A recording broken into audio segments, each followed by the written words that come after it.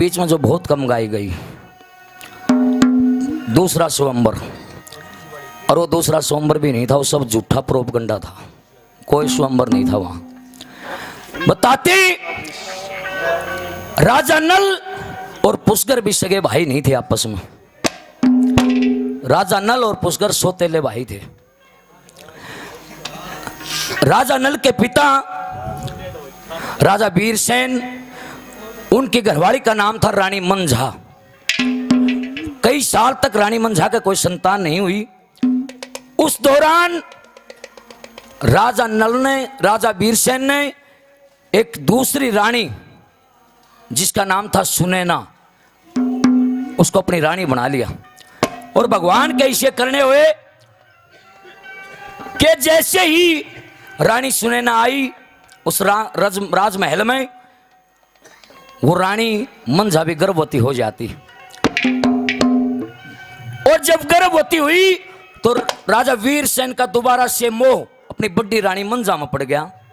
जब रानी सुनैना ने देखा कि भाई वो तो बड़ी रानी का होकर रहेगा, बताते ऐसे तिरिया चरित्र करे छोटी रानी सुनैना ने कि रानी मंझा को वनवास दिवा दिया। पेट से गर्भवती थी, जंगल बियाबान में एक ऋषि की कुटिया पर रहने लग जाती है। वहाँ एक लड़के का जन्म होता है और लड़के का जन्म होते ही वो बच्चा शेरों के साथ खेलना शुरू कर देता है। उस लड़के का नाम रखा जाता है नल। और उधर से छोटी रानी सुनैना भी गर्भवती हो जाती है। उसकी कोख से भी एक लड़के का जन्म होता है जिसका नाम रखा जाता है पुष्कर। सौतेला भाई था राजा नल का। जैसे राजा नल बड़ा होया, बताते ऋषि ने कहा बेटी तू बालकाली होगी, ये कुटिया पर तेरा कोई काम नहीं, एक काम कर, इस लड़के ने ले जा और अपने राज में चली जा। बताते हैं अपना राज लेने के लिए राजा नल को पुष्कर से उस टाइम लड़ाई करनी पड़ी थी। गढ़ा के जकर उधर से राजा भीमसेन की लड़की दमयंती और राजा नल का विवाह हो जाता है। पुष्कर के साथ जुआ खेला, राजपाट सब जिता दिया। और नौबत यहां तक आई कि जंगल बियाबान में चार प्राणी, राजा नल, दमयंती, लड़का इंद्रसेन और लड़की इंद्रावती, चारों प्राणी जंगल बियाबान में चले जाते हैं। और इधर लोग ने कैसे के बालक भेज दिया अपने मामा के, छोटे छोटे बालक थे, उन्हें कड़ा बेरा था, तारे मामा का घर कड़ा है। एक सारथी था राजा नल का जिसका नाम था वर्षणे। उस वर्षणे के साथ में वो बच्चे कुंदनपुर भेज। आज जब कुंदनपुर में गए राजा नल और दमयंती रह गए। उधर राजा नल मन में विचार करते हैं या तेरे गिला दुख पाओगी, आधी साड़ी काट लेते हैं और वहां से चल पड़ते हैं। आंख खुली के सुती उठ के देखने लगी, उर भीम की जाई, कटी साड़ी दिखी तो पैड़ पति की पाई। मन में विचार करती है कि जंगल बियाबान में तो तू ले आया था, अड़ता ही तो ठीक, जंगल मार के भी क्यों छोड़ी। बहुत देर का अरसा हो गया, फिर सोधी सी आ गई, पैड़ा पैड़ा चाल पति ने बण में टोहन लागी। यहां से आगे राजा नल दमयंती की कथा का दूसरा भाग शुरू होता है। बताते उधर राजा नल आधी साड़ी काट के वहां से चल पड़ता है। धन्यवाद जी। और दमयंती उसको तलाश करती है। राजा नल जंगल बियाबान में 2-4 कदम चाला था, इतनी देर में उसके मन में विश्वास होया, लोगों एक पश्चाताप होया। आदमी छो में एक बार गलत काम कर दे है, जब 2-4 मिनट लगड़ जा फिर शांति तो सोचा सब इतना काम तो गलत कर दिया। बहुत कम सुनी हुई रागनी आपके बीच में होगी, गौर करना, शब्दा पर ध्यान देना। दादा लक्ष्मीचंद्र ने एक एक मोती सा ला रखा है। वो राजा नल दमयंती को छोड़ के और अकेला अपनी कमी स्वीकार करता है। वे खोट तो मेरे तो हो रहा है, तुम्हें मन मन में विचार करता है। और एक भजन के माध्यम से दादा लक्ष्मीचंद ने क्या लिख दिया और क्या बता दिया।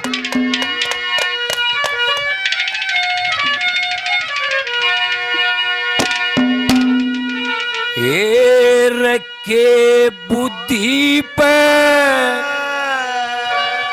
पड़गी माटी,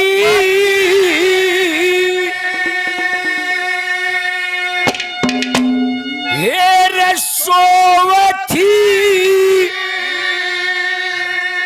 न मालम पाटी,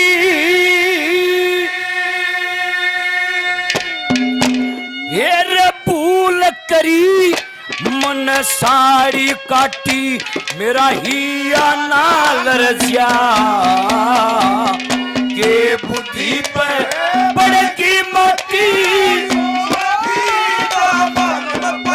मेरा भूल करी मन साड़ी काटी मेरा हिया नाल रजिया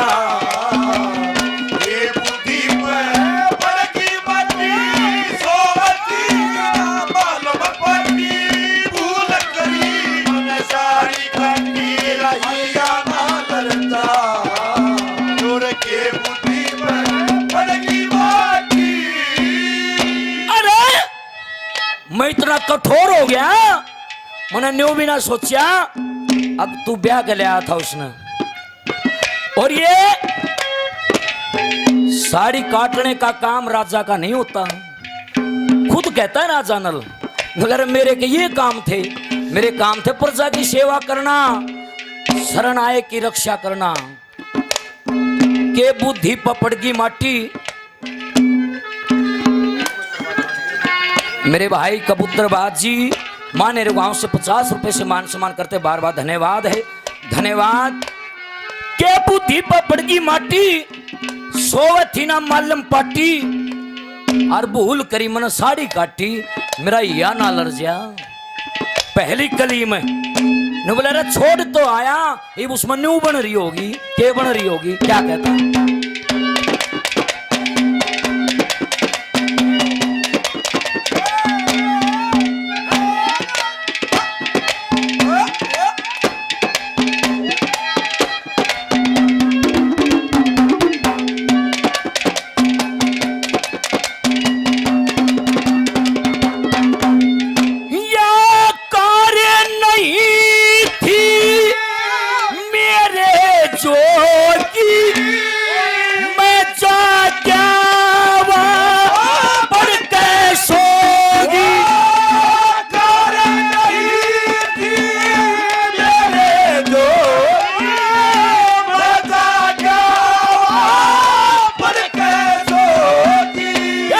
होगी बन में विपता ठानी पछे सोची बात पछानी पति बिना पतिव्रता रानी जंगल में मर जा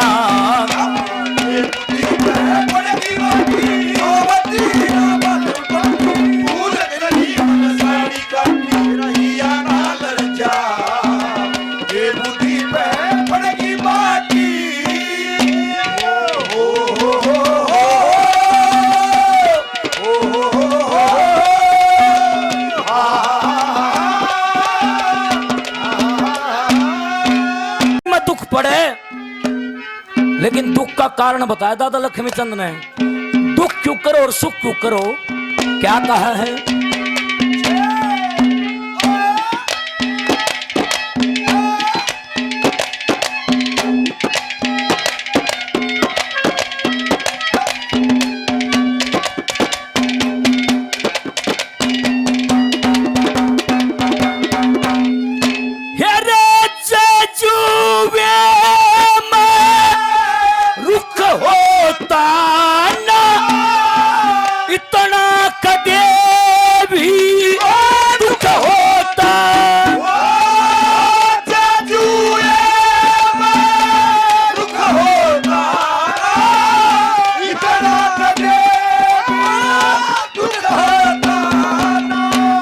सुख होता ना तेज मती बिन दुख होता ना मूढ़ मती बिन पतिव्रता उस जति पति ने किस्तरियां सरजा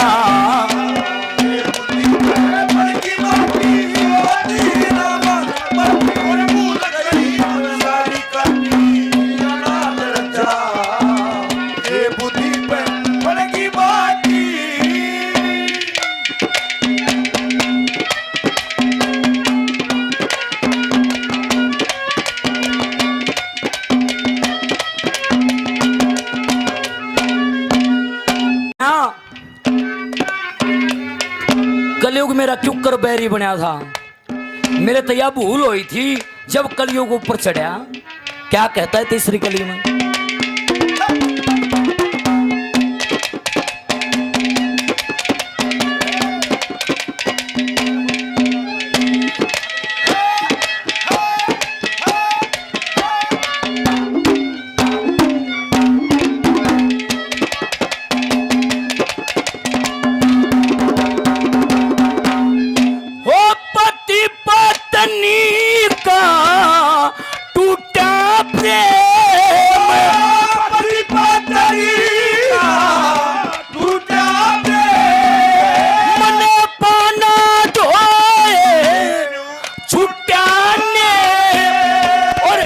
ये टेम तलू ने पाया उसकर खेलन खातर आया माल खजाना दे निपटाया मन चूहे का करता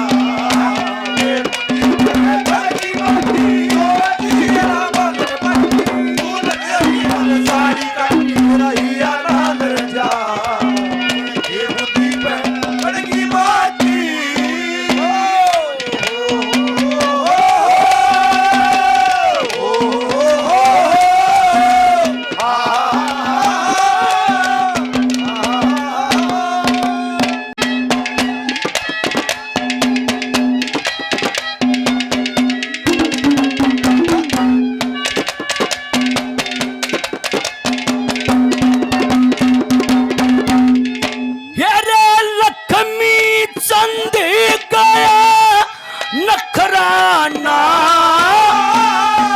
आभूषण मेरे सर का ताज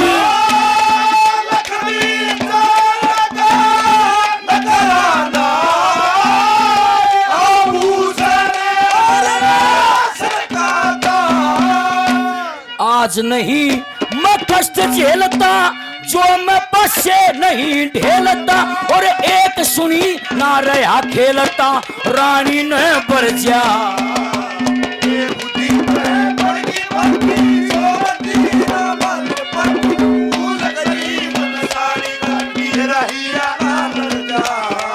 और